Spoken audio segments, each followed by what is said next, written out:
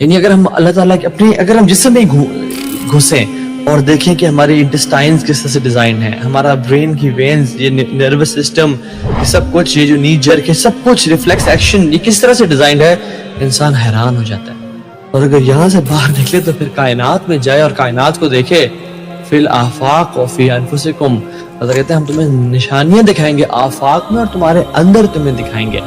یعنی جب انسان گلیکسیز کو دیکھتا ہے اور سٹارز کو دیکھتا ہے، جیسے وی وائی کینس میجرس ہیں اور بہت سارے سٹارز ہیں، رائٹ، جب ان سٹارز کے پیٹرن کو پڑھتا ہے کہ اللہ تعالیٰ نے کس طرح سے سجائے ہیں اور سائزز آف دا سٹارز جس میں ہزاروں سن آ جائیں، ٹھیک ہے، and then we observe this galaxy and clusters of galaxies and then super clusters and then black holes. اللہ اکبر، حیران ہو جاتا ہے.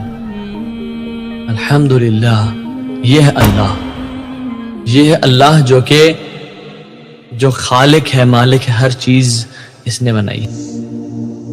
یہ خلیوں نے کیا خود ڈیسائیڈ کیا تھا کہ ان خلیوں نے مل کے آنکھ بننا ہے، ان خلیوں نے مل کے دل بننا ہے؟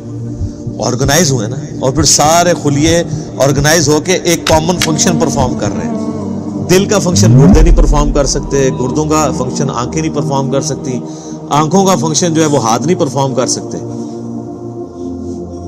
انسان کو تو پتہ ہی نہیں اس کے اندر کیا کچھ ہے.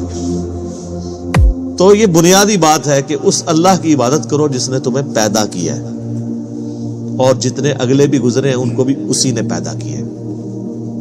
اس سے ڈر جاؤ، اس اللہ سے ڈر جاؤ جس نے تمہیں تمہاری مرضی کے بغیر پیدا کیا ہے. جو تمہیں تمہاری مرضی کے بغیر پیدا کرنے پر قادر ہے وہ تمہارے ساتھ کچھ بھی کرنے پر قادر ہے، اور اگر وہ تمہارے لیے کچھ ڈیسیژن کر لے گا پھر کوئی تمہیں بچا نہیں سکتا. یہ ہے اصل میں اس کا فارم. ڈر جاؤ لعلکم تتقون، تاکہ تم ڈر سکو. الذی جعل لکم الارض فراشا، وہی اللہ ہے جس نے اس زمین کو تمہارے لیے بچھونا بنایا ہے. والسماء بناء، اور آسمان کو چھت بنایا ہے.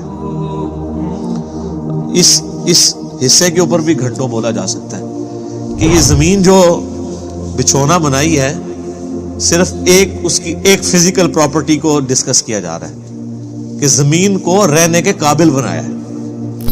زمین میں ہر سیکنڈ میں 2 زلزلے آتے ہیں، ہر سیکنڈ میں، لیکن ان کا ایمپلیٹیوڈ جو ہے وہ بہت کم ہوتا ہے. اگر وہ بڑھ جائے تو زمین تباہ و برباد ہو جائے.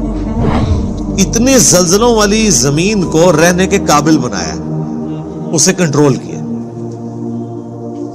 اور اس اعتبار سے بھی رہنے کے قابل بنایا ہے کہ وہاں پر ہر مخلوق کے لیے اس کی زندگی کا سامان رکھ دیا. اور جو سب سے ضروری سامان تھا زندگی کے لیے وہ بالکل فری رکھا ہوا ہے. کون سی چیز؟ آکسیجن. پانی تو پھر بھی بندہ کچھ گھنٹے کچھ دن بھی نکال سکتا ہے، آکسیجن 1.5-2 منٹ سے زیادہ کوئی نہیں نکال سکتا. بالکل فری رکھا ہے. اور اس آکسیجن کی جو مقدار ہے اسے کنٹرول کیا ہوا ہے فضا کے اندر. ہائیڈروجن سے یا نائٹروجن سے وہ بڑھ جائے تب بھی ہماری ایگزسٹنس نہیں ہے، کم ہو جائے تب بھی ایگزسٹنس نہیں.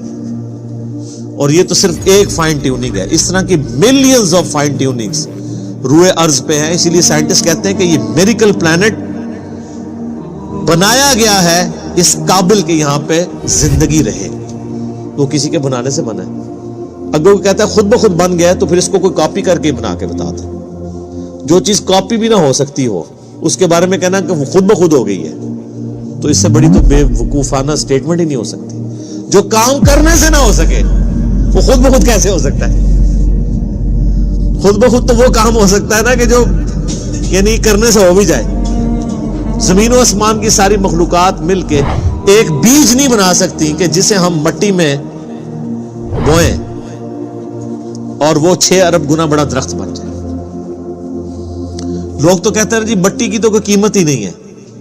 میں کہتا ہوں سونے کی کوئی قیمت نہیں. سونے میں بیج ڈالا جائے تو وہ درخت نہیں بن سکتا. اگر مٹی دنیا پہ نہ ہو تو سونے کو چاٹنا ہے کسی نے، اور سونا نہ ہو تو پھر بھی دنیا چلتی رہے گی. یہ مٹی جو اللہ نے رکھی ہے دیکھنے کو حقیر چیز ہے.